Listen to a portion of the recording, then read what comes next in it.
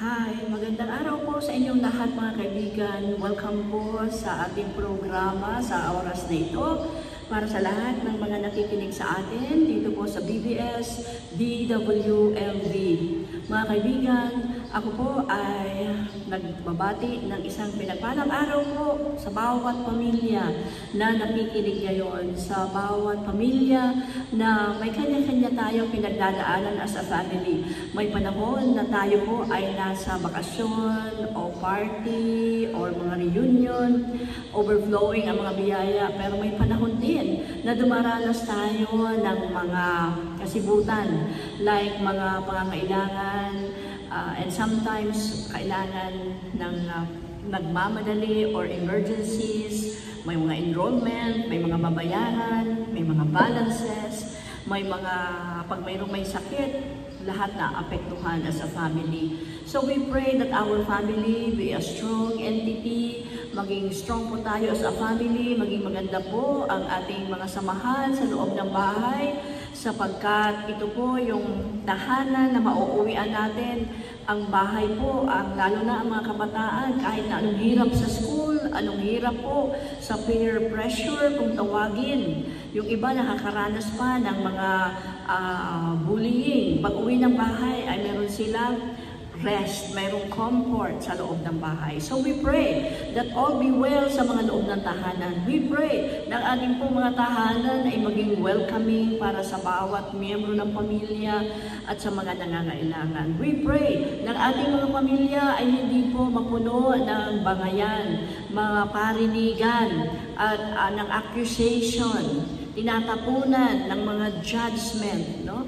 Sapagkat words are powerful. Whatever words we release, kailangan po mas marami yung affirmation and appreciation na marirelease natin from a pure heart than sa mga sinabi na kaya-kaya, ikaw daw talaga kaya-kaya, mayo ka na ngayong pag-asa o kung ano-anong mga negative words na sinasabi sa sinuman sa member ng family.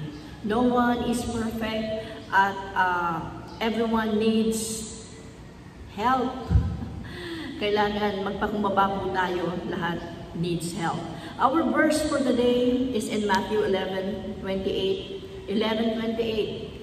It says, sabi ng Lord, si Jesus po ang nagsasalita dito. Kaya po pag sa Bible, may mga Bible po na may red letter. Ang red letter sa Gospel, si Jesus po, from the mouth of Jesus, si Jesus po ang nag-utter. Dito po sa Matthew 11:28, si Jesus po ang nagsalita nito. Sabi ng Panginoon, come to me all of you who are weary and burdened. Sa ibang translation, who are tired, yung mga napapagod at nabibigatan ng lubha. Come to me, sabi ng Panginoon, lumapit kayo sa akin, and I will give you rest. Bibigyan ko kayo ng kapahingahan. Take my yoke upon you and learn from me, for I am gentle and humble in heart, and you will find rest for your souls. Ito pong illustration na ito ay sa kultura po kasi ng Hebrew culture o sa Israel, ay sa kanila pong pag-aalaga o pagtatanim, gagamit ng cow o nagagamit po ng baka, at kinakailangan lagyan po ng yoke, lagyan ng pabigat dito sa salong, no? Para hindi tumakbo yung baka ahead of time. Magkadalawa po yun ang baka, magka-partner, pareho silang may yoke. Learn from me, sabi ng Panginoon. Lumakad kang kasabay ko. Learn from me, matuto ka sa akin, no? Matuto ka. Be humble enough. Take my yoke upon you. Ibig sabihin, mag-submit tayo sa Panginoon. Parang katulad po ng sinasabi ni St. Paul that submit yourself to God. Resist the devil, and the devil will flee from you. Ibig sabihin, tayo daw po, pag nag-submit tayo sa Diyos, yun yung unang gagawin. Submit. Therefore, submit yourselves to God. Resist the devil, and the devil will flee from you. So, we cannot resist the devil by our own power, no? Hindi sa sarili nating lakas. Resist, but we have to submit ourselves first. We have to submit ourselves to God. Pasakop tayo sa Panginoon.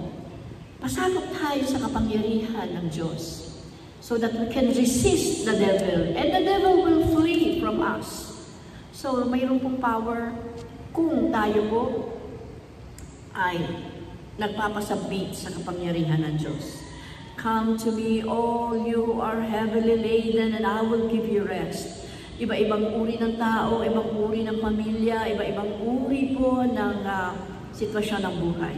Iba't iba yung ating mga nararanasan na mga pagsubok, iba't iba yung ating pong dinadanasan ng mga kahirapan.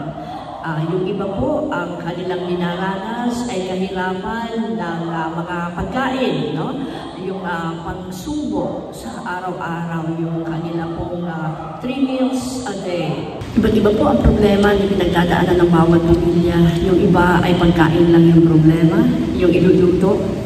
Yung iba naman maraming pera, pero mayroon namang pangayan, mayroong awayan sa loob ng tahanan. So, iba-iba po yung level ng ating mga problema. Ano man po ang ating mga problema, sabi ng Lord, come to me. Lumapit kayo sa akin, kayong napapagal, kayong nabibigatan. Amen po. So, sino man po sa atin ang nakakaranas ng mga problema because mayroong mga sakit at karamdaman, mayroong mga suliranin ng mga pangangailangan, lumapit po tayo sa Panginoon. How can we come to God? We come to God by humbly saying, Lord, I need you. By being humble enough to say that I cannot do this with my own strength. By acknowledging that I can do all things through Christ who strengthened me. By acknowledging na kapos ka sa sarili mong kakayanan. If we come to that point of humbleness, tayo po ay pakikinggan ng Diyos. Because as the Word of God says, a broken and a contrite heart, the Lord will not despise. Hindi po babaliwalain ng Diyos. Hindi po ipapaliban ng Diyos ang pagtulong sa mga taong wasak, sa mga taong nangangailangan, sa mga taong nagpapakumbaba with a broken heart. No? So sabi dito ng Lord, come to me, all you who are heavily laden, and I will give you rest. Sabi ng Lord, learn from me because He is gentle and humble and heart. No? Gentle ang Panginoon. Huwag tayong mag-alangan na magpaturo sa Panginoon. Huwag tayo pong mag-isip na saka na lang ako lalapit sa Diyos pag matanda na ako, pag ayaw ko na ng mga kasiyahan sa mundo. Bahuli na ang lahat, kaibigan. No? Serve the Lord while you're still strong. Serve the Lord. Hanapin mo ang Lord while He may be found by you. Darating ang panahon na kahit gustuhin mo man, hindi ka na makalakad o kaya mayroon ng sakit. Hindi po natin hihintayin yung panahon na yon, mga kaibigan. Now is the time that we come to God to serve Him, to worship Him, to honor Him. Ngayon po yung panahon na tayo lumapit sa ating Panginoon. Come to me, all you who are tired and are heavily laden, and I will give you rest. I tell you, my friend, whatever it is na inyong problema, mayroong solusyon. Ano man pong kabigatan, kahit imposible, ay wala pong imposible sa Lord. Bawat tao, mayroong kanya-kanyang suliranin, may kanya-kanyang kaso sa buhay. Subalit ang Panginoon, mas malaki po siya kaysa anumang kalaki ng ating mga problema. The Lord is powerful. The Lord, nothing is impossible with Him. Kaya nga po sabi niya sa kanyang mga salita, lumapit tayo sa Kanya. Tayong lahat ng napapagal at na nabibigatan ng lupa. Sabi niya po dito sa book of Matthew 7, knock, ask, mag-humingi kayo, and it will be given to you. Seek, and you will find. Knock, and the door will be open to you. For everyone who asks receives. The one who seeks finds. And the one who knocks, the door will be open. So, wag mag-atubiling kumatok. Huwag mag-atubiling humingi sa Panginoon. For anyone who asks shall receive. Which of you, if your son asks for bread, sino daw po sa atin na kung ang ating mga anak ay hihingi ng tinapay, ay bibigyan ng ang ibibigay ay bato? Or, if he asks fish, pag humingi ng isda, will give him a snake? If you then, kung tayo nga daw po, na kahit tayong mga tao, Sabi dito, if you then, though you are evil, know how to give good gifts. Kahit na nga ang taong may mga kasalanan ay marunong magbigay ng good gifts sa mga bata o sa mga children, sa mga anak. How much more will your Father in heaven give good gifts to those who ask Him? Amen. So, tayo nga doon ng mga tao na may mga pagkukulang pa, may mga kasalanan pa. Pero ang tao, pag anak niya yan, naahanapin niya yan, sabi sa Bicol daw na sa Dalipay, no?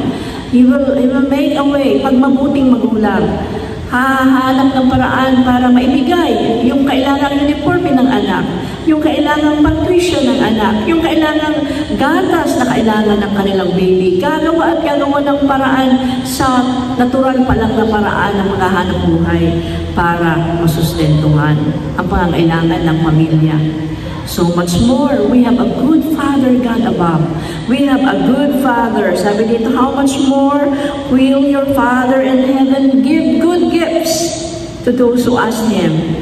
So in everything, do to others what you would have them to do to you. For this sums up the law and the prophets.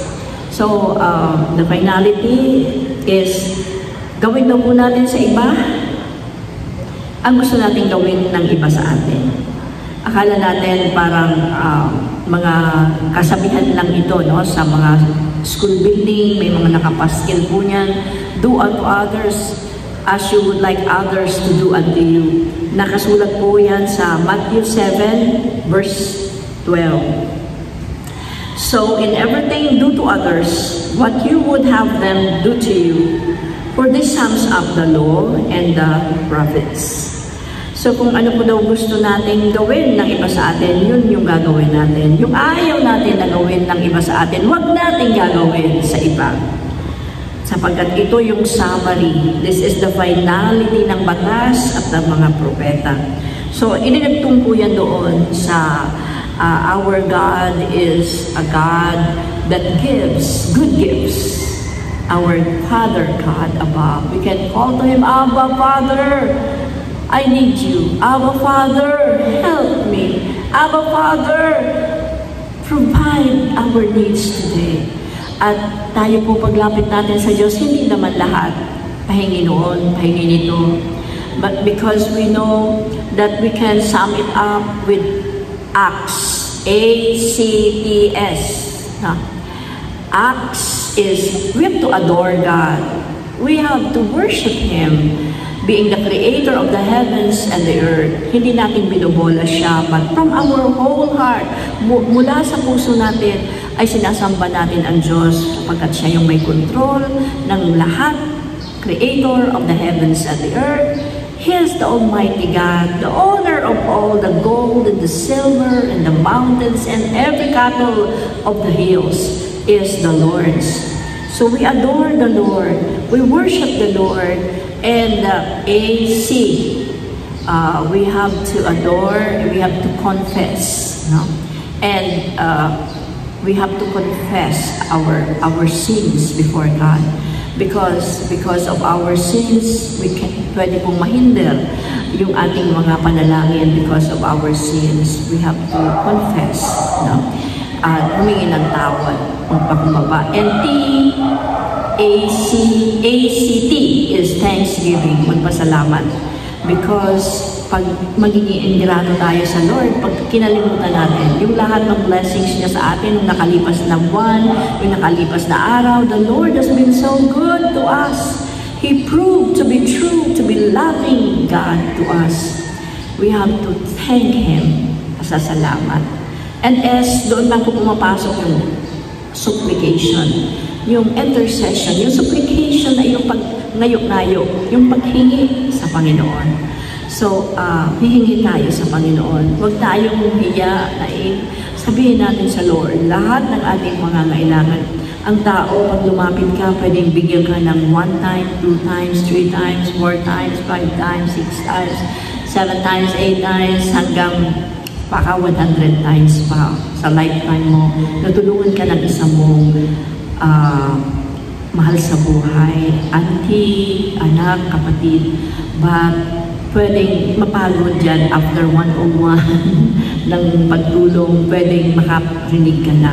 Ngunit sa Diyos, with all His love, with all His loving kindness sa atin, He is more than willing to give us everything that pertains sa life, everything sa mga kailangan natin sa buhay na ito. So we have to ask, and it will be given to us. Seek, and you shall find. Knock, and the door will be opened unto you. For everyone who asks receives, and the one who seeks finds, and the one who knocks, the door will be open. Amen. So bubuksan ng Lord ang pintuan para sa atin. Alam niyo po yung parabola ng isang balo na naging makulit po siya sa paglapit niya sa judge, paghingi niya ng tulong para sa kaso niya. Napakakulit po nung balo na parito po siya papalik-balik doon sa judge. Pero po, makita natin yung persistence, insistence po ng balo. It worked po sapagkat kinaabangan siya ng judge. Mga kaibigan, what we need today is to humble down our hearts before God. Tell Him that we need Him. Tell Him that we need a rescue. We need help. And alalahanin po natin na sabi ng Panginoon, come to me. Come to me. Come to me. Before you approach people, before ka mag-diskarte kung saan makakautang, saan po makaka-sistema o makakahanap, before doing your own way, come to God with a humble heart.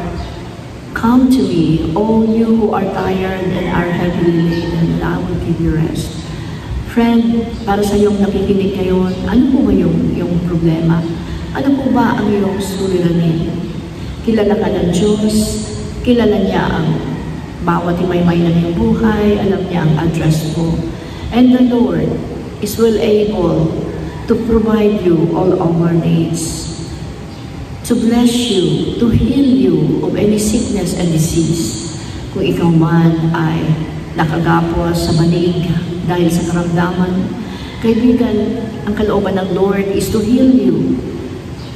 Because the Lord's plan for you is to give you a future, a good future and a hope. So, we have to pray to God for your healing. Hindi pwedeng tanggap na lang ng sakit at karamdaman. We have to push it back. In the name of Jesus, we have to rebuke any form of sickness and disease. Nung ang Panginoong Jesucristo ay nag-ministry pa sa lupa. When He is 30 years old, nag-ministry po siya, nagpagaling po siya ng mga sakit at karamdaman, even the demon-possessed, the oppressed people, the possessed people, pinapalayas niya yung nagpapahirap ng mga masamang espiritu.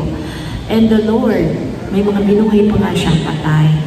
And the Lord has provided food sa mga nagugutom. And the Lord has discipled and trained people. Mga kapatid, ano po ba yung pangangailangan natin ngayon? We need to know na hindi lang po pagkain ang kailangan natin. Spiritually speaking, we need some spiritual food every day. We need to have an intake of the spiritual food. We need to be disciples. We need to disciple others also. We need to be mentored. We need to mentor others also. Isa po yan sa mga commandments ng Panginoon. Bago mo siya umakyat sa langit, ito po yung isa sa kanyang iniwan. Sa Book of Matthew 28 po, ang sabi po dito, thank you for joining me today. Sabi po sa Matthew 28, all authority, then Jesus came to them and said, all authority in heaven and on earth has been given to me.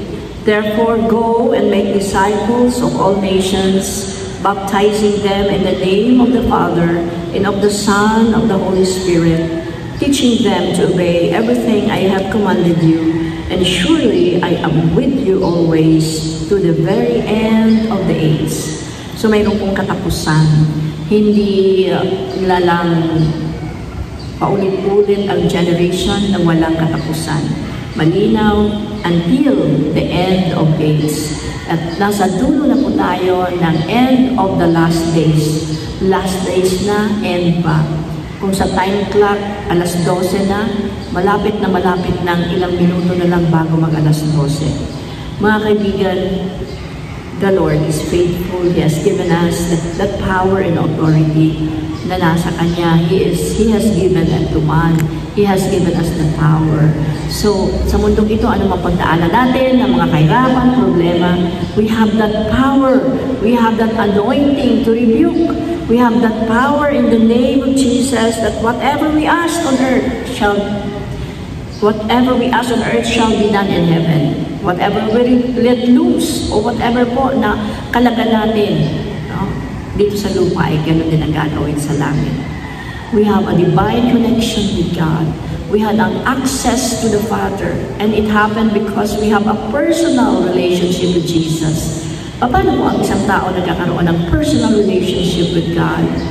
We can only have, sabi po ng Bible, Jesus is the way. John 14:6, Jesus is the way, the truth, and the life. No one can ever come to the Father except by Jesus. For there is only one mediator between God and man, the man Christ Jesus. Kaya nga po nagkatawang tao ang Panginoong Jesucristo upang maunawaan ng tao, upang maintindihan ng tao that we need a Savior.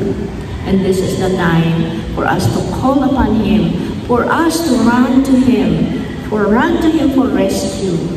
So, friends, thank you so much for joining me today. Thank you po na sinamahan niyo ako sa ating programa sa oras na ito. You can message po dyan sa ating chat group, and you can message me sa Message of Hope. Meron po tayong Facebook page at meron din tayo sa YouTube na Message of Hope, dalawa pala yung Message Paglaong, Message of Hope sa YouTube at sa Facebook page. Well, thank you for joining me. The Lord is good forever. Join me po, saraduhan po natin sa isang maikling panalangin. I would like to give you a chance to receive Jesus Christ as your Lord and Savior, that you will have a personal relationship with God. Mangyari pong manalangin tayo. At sumunod ka po sa panalangin ito. Tandaan mo po ang date na ito, na ang date na ito ay ang araw na tinanggap mo ang Panginoon sa puso mo. This time is very important because you will have a personal relationship with God. Your name will be written in the book of life. Isusulat ang pangalan mo sa aklat ng buhay. Once you receive it, once you confess it with your mouth. So how can you confess? You confess it po. Sumunod ka po sa akin sa isang maikling panalangin. Confess this prayer like this po. Father God, thank you for the message of salvation that I hear today. Salamat po sa mensahe ng kaligtasan na aking narinig.